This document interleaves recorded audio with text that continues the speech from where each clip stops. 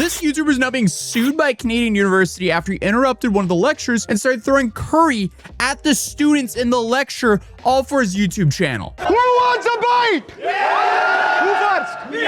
Okay, ready? 3, 2, 1. And even more recently, he was actually arrested for apparently entering a movie theater and yelling someone was armed as a prank. Are you serious? That's what we're doing for attention today? So yeah, apparently we're covering another burden to society that's doing it all in the name of getting views on social media by any means necessary. And I guess it's safe to say it is not looking good for this Canadian YouTuber who goes by the name Feek or Fike. I'm gonna go for Feek right now. But while researching this video, what I found extremely weird was this isn't even his first cooking curry incident at Ontario Tech University. So my main question here is, how is this not your first cooking curry incident at Ontario Tech University? Is that really what we're doing now? We're just going into other people's university classes that a majority of the students are probably in debt for. Yes, I realize universities in Canada are cheaper than in the States, but still, they're not cheap. So imagine you're a student paying all this money to try and actually retain what's being said in class. Then some smartass starts cooking curry in class and starts throwing it around. And just like that, the whole class is basically just a wash. Like, I, for one, would definitely struggle to retain anything if some moron was filming and cooking curry next to me and throwing it on other classmates. Before you're doing little classing, I could teach my own. So, welcome everybody, classroom! What do you even do at that point? I would just want to leave. But regardless, for this influencer, I guess one cooking class was not enough for him because he had to do it in other people's classes. Because yeah, apparently he did nearly the exact same thing just a year ago and was basically blessed and given a pass by the school because they wanted to believe that it was just a one-off incident and that it wouldn't happen again. Unfortunately for him though, he's not that bright apparently, because the dude got all of his dumb footage for his YouTube channel and the attention he clearly needed, and hopefully he'll be on to the next thing. But instead, I guess he just wanted to run it back. The dude does have 1.4 million subscribers on YouTube, so clearly he has a massive audience that watch him do this dumb stuff. But from the first prank at the school, he might have actually gotten some leniency because of his channel size. Maybe the university didn't want to bring more attention to it. But of course, when he returned to university a year later in October 2025 and did essentially the same thing, it's safe to say the university wasn't too much of a fan of that. Because in this instance, he bursted into a class with an obviously exaggerated accent and a chef's outfit and announced that he would be taking over the class to teach his own cooking class. Then he goes on to start throwing food around. Who wants a bite? Yeah! Who first? Me. Okay, ready? 3, 2, 1. Just like a wedding, like Justin Bieber family.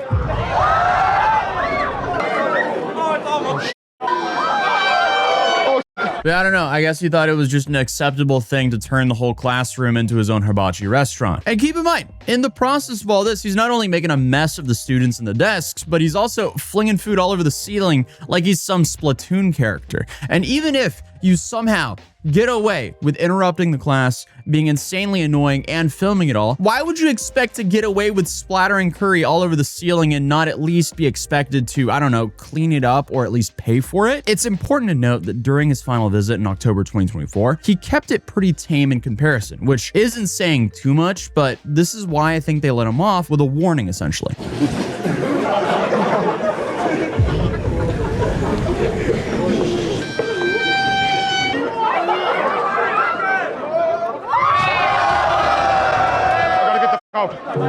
Bouncing. But even still, I mean, the first video racked up an insane 13 million views and apparently took his subscriber count from somewhere around 60,000 subscribers to close to 1 million. And I guess because it was successful the first time, he just wanted to go all out and see if he could beat his first video at 13 million views. And yeah, I mean, the video got 1.3 million views. So it's safe to say he was rewarded for the stunt. Or well, now he's officially facing a lawsuit. So yeah, it might not be worth it whatsoever. Because as you guys may know, as soon as lawyers get involved, especially in the influencer space, the only real winners are the lawyers. So the university is being reported as going on the offensive against Feek. Apparently, they're looking for about $50,000 minimum in damages, but they also want an additional amount based on the income made from the videos. views. And if I was gonna guess, you know, professional pocket watcher over here, 1.3 million views on a video like this would probably be, it could actually be a pretty wide range because I don't know how the RPMs work on prank channels, if it's a lower or higher RPM. But if I was gonna make an educated guess, he would probably have an RPM around $5. So that would put him a little bit over $6,000 for this last video. Now for the first video, he might have actually made some serious money. 13 million view video, 14 minutes long. It really just depends on where his audience is from. That's the other thing. Because like a $5 RPM is, you know, that's if you have an American or Western audience. If you don't have a Western audience, that RPM can be a whole lot lower. So the original 13 million view video, I mean, that could be anything from 15 grand all the way up to 80 grand if he was really lucky with the RPM. Now, I don't know what his operating costs of running the channel is, but if they're not too high, most likely he can afford some defense here. But the problem is they're kind of suing him for something that he is his own star witness against himself for. So again, that's not really ideal for a lawsuit. But regardless, in the lawsuit, they're saying he directly profited off of trespassing unlawfully, and the university wants their fair share for providing the set, essentially. But additionally, during the second visit, Ontario Tech University also claims that tensions escalated and a confrontation almost turned violent because kids who wanted to actually continue with the class in peace, they started getting into it with Feek.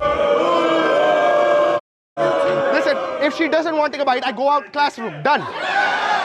She's calling security on you. For what? Because you're a Oh, because you are what you eat, I guess. I'd like. Oh, why'd you step out? Why are you touching me? You want to doing assaulting? Why you're assaulting me?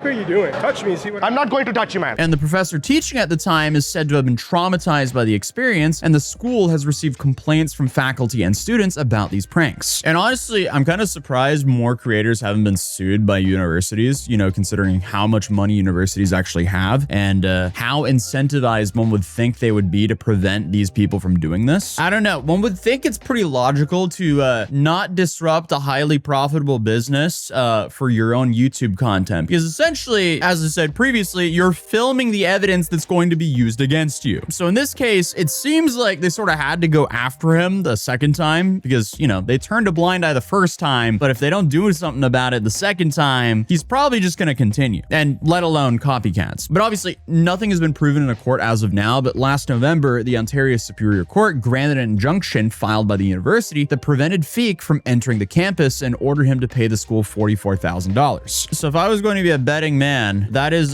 probably close to what he even made from those two videos to begin with. And this is if he doesn't have a massive staff, because some YouTubers have a whole bunch of staff on deck. I don't think this guy does, but you know, some creators have, you know, very small or thin profit margins because they have so many people involved in actually making these videos. Honestly, just from looking at his videos and how little he uploads, it's probably him and a cameraman. That's my guess. He probably edits his own stuff. But he is apparently fighting back because in a statement from the defense, Feek denies each and every allegation, which again is interesting considering, you know, he filmed and uploaded all the evidence himself. But apparently his argument is that it's a publicly accessible space open to the public. So naturally you should just be able to go in there and turn a classroom into your own hibachi show.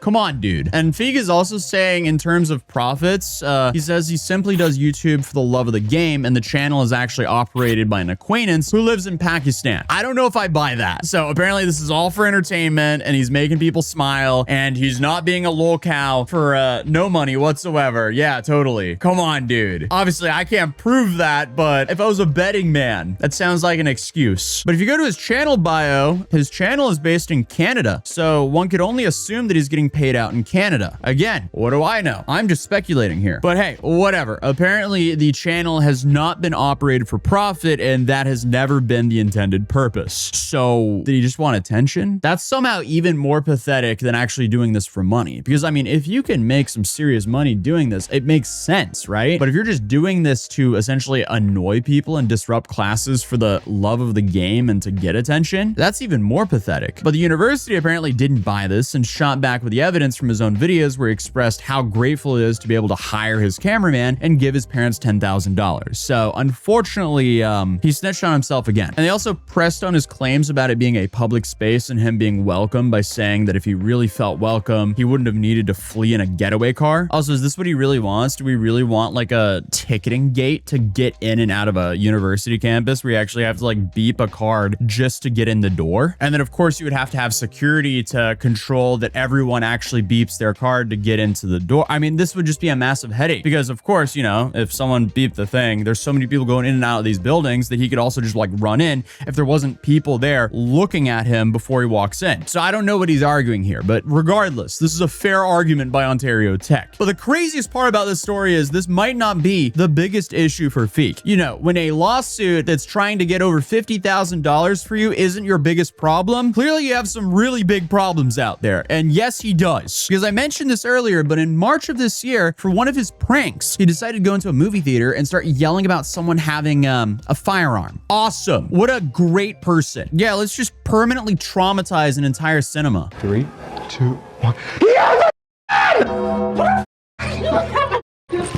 And this moron even uploaded this video to his channel, but it's since been deleted for obvious reasons. But honestly, kind of funny considering that he left his I got arrested for this videos up and not the one that got him in real trouble. But apparently he fled the scene and he left the theater when police arrived, but apparently people had to evacuate because of these threats. I can only imagine the frustration of people who actually work hard every day and they get off work to go relax with their family and friends at a movie theater, and you have to evacuate the space because some dumbass YouTuber thought it would be funny to do this kind of prank. Like, imagine the thoughts that were going through the mind of the parents there that were there with children. Regardless, Feek and his two friends were charged with causing a disturbance and mischief, and they were all released. And these charges have yet to be proven in a court as well. It seems like Canada takes this way less serious than what the US does, because simply being charged for disturbance and mischief from a threat like that, that's crazy to me. But I mean, based on him just going completely ghost on YouTube and deleting the movie theater footage, I guess that it's not looking too good for him. Because at the end of the day, I mean, he might have held firm in his innocence with his curry videos, but this stuff is probably going to be a whole lot harder to argue, even though that he's also fighting an uphill battle with his curry videos. But hey, who would have thought? Another day and another case of people literally documenting their own demise just for some basic internet clout. And it might end up actually landing Feek behind bars or a hefty fine. But either way, I will absolutely be following the story. So if you're new here, feel free to subscribe, drop a like if you enjoyed the video, and I'll see you guys in tomorrow's video. Peace.